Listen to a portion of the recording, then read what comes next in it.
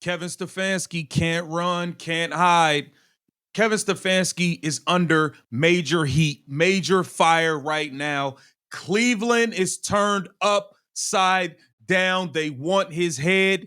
They want their pound of flesh, and they want Kevin Stefanski gone. I don't know how he survives this one. I don't believe that Kevin Stefanski can survive this one. This may be too much. These wicked comments he had to make about Shedeur Sanders. Oh, they tore him up a new one. We got to break this down. Welcome to Keep the Vision. Make sure you like, comment, subscribe, share the channel, hit that bell notification, hype the video. Let's keep working. Kevin Stefanski stepped to the podium and has some very, very sly, nasty things.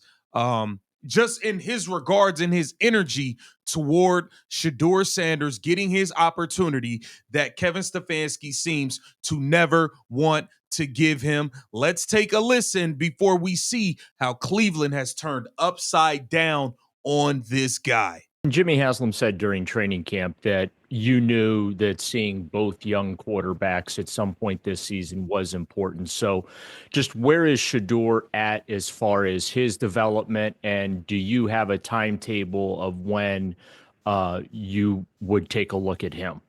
Yeah, I don't think it's fair to speculate, Daryl. We're committed to getting better as an offense. Dylan is certainly They ask about Shedeur. They ask about Shedeur, and here he is deflecting. He acts like there's a level of disgust that comes upon this man whenever he's forced to answer anything about Shedeur Sanders in general, or Shedeur Sanders getting his opportunity. Look how he deflects. He's not going to answer this question at all. We're committed to getting better as an offense. Dylan is certainly committing to improving every which way he can, and all the while, all of our players, young players, are developing and working so hard behind the scenes to make sure that they're getting better on a daily basis. Jimmy Haslam said during that's not what the question was, Kevin Stefanski. That's not what the question was.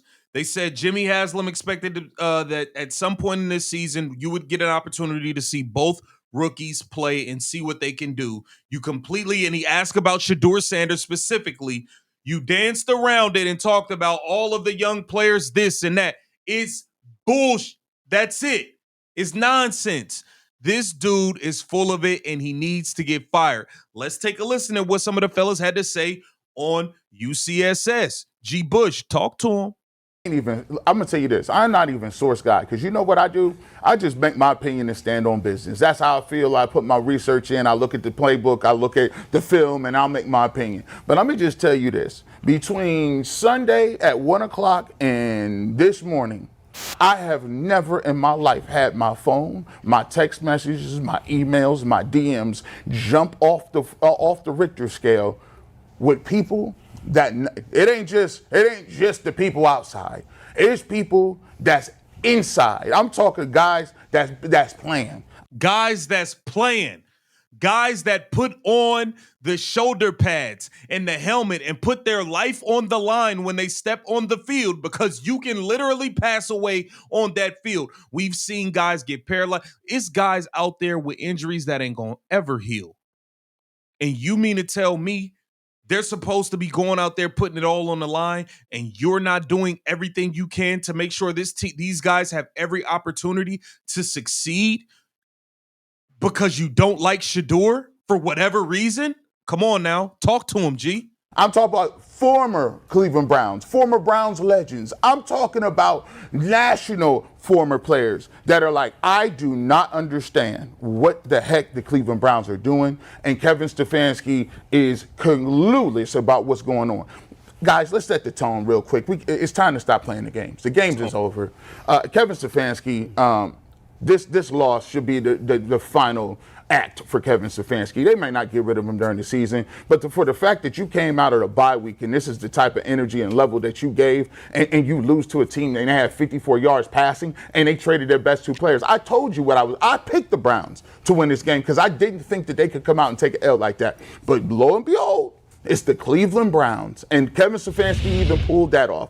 I also heard from multiple people said they are a little upset that even before watching the tape, they're not making any moves. Even before watching the film, immediately after the game, Kevin Stefanski says, oh, no, we're going to stick with Dylan Gabriel. We're going to give him every opportunity. We're going to stick with Dylan Gabriel. Like, before you even watch and assess the film of how he did, you already predetermined that you sticking with him. It does not matter what Dylan Gabriel does out there. It does not matter how mediocre he is. It does not matter because you don't want Shedeur to play.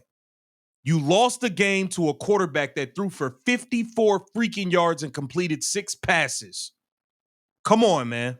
Come on, G. Bush, you talking. I picked the Browns to win this game because I didn't think that they could come out and take an L like that. But lo and behold, it's the Cleveland Browns. And Kevin Stefanski even pulled that off. I also heard from multiple people said they are a little upset that even before watching the tape, they're not making any moves. Before watching the tape, the moves are not being made. So here's the thing, too.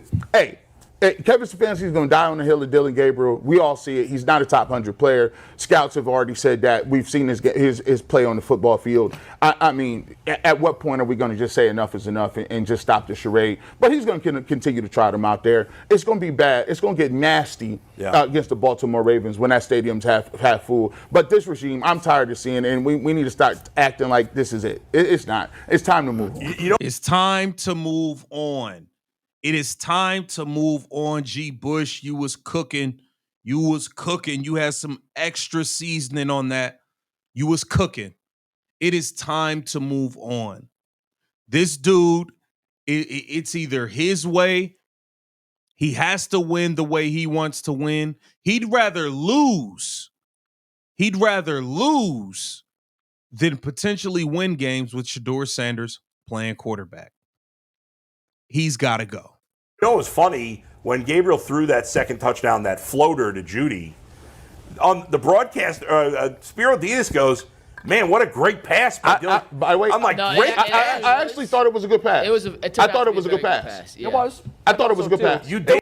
Play, there was never. Lord. Yeah. Game cost. Like, they are 1-1A as far as I'm concerned. At some point, Kevin, you got to stop running, and this is going to cost you more than anything. And I hope in the next stop he understands it.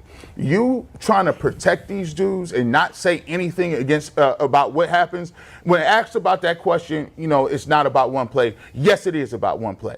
It's about accountability and saying, listen, we cannot play people who are jumping off sides when we know they're down the distance. We talk about being smart and accountable. We talk about this. And they were not smart and they were not accountable. It doesn't make you look better, that fact that you seem to be just passive about calling this stuff out. This is high school. Like high school, this is the part that really gets me because it's the accountability or lack thereof that people, two plays in a row. One, a defensive holding when it's 3rd and 14. Guys, don't you understand the down and distance? The only way they get a first down is if you get a holding penalty. Why are you? And that's the thing. People have checked out. Oh, the defensive hold. People have checked out. Checking out doesn't mean they get on the podium and say the coach is bad. Checking out means I'm not worried about the consequences. I'm going to play next week. Or you're not dialed in to know what the down and distance and what is going to happen. And then instead of everybody else getting on each other in the huddle and be like, that's unacceptable, we still get another chance to get the ball back. And then a guy jumps off sides and the whole world laughs at you. That right there is not acceptable even on a high school level. And we've lost so much that we are grasping onto anything. The coach, the GM, at least we got this. No, guys, this is the second time in how many weeks that you see coaches on the sideline laughing at you. It was Vrabel and then it was Glenn. How and the Jets have been so bad. You know how embarrassing it is to have Aaron Glenn on the sideline laughing at you? Come on, man. Pack Kevin Stefanski up. He's got to go. Cleveland, the people are seeing it, and they are calling it out. Get down in the comments. Let me know what you think about this. This Keep the Vision. Make sure you like, comment, subscribe, and share.